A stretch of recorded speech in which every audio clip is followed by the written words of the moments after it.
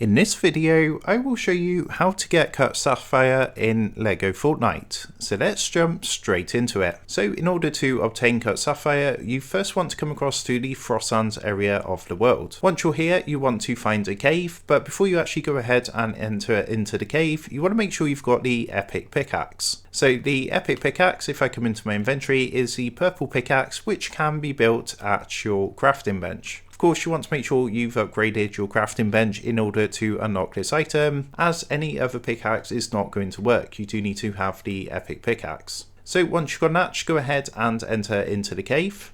So here we are in the cave. Now this way you can come to start finding your cut Sapphire. So you just want to basically go around and explore the cave. So here is some Sapphire here on the walls. So once you've found some, all you need to do is just go up to it with your pickaxe and just start chipping away at the rocks, just like this.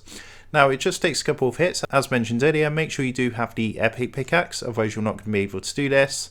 As you can see, that has now gone ahead and dropped some Sapphire down here. So I can come down here and start picking up this Sapphire that has dropped out. So that is how to go ahead and get cut Sapphire in LEGO Fortnite. I hope this tutorial did help you out today, and if this did help you out, I would really appreciate it if you was to consider dropping down below the video, leaving a like and also subscribing to the channel. With that being said, I just want to take a minute to thank you guys for watching this tutorial, and I will see you in the next video.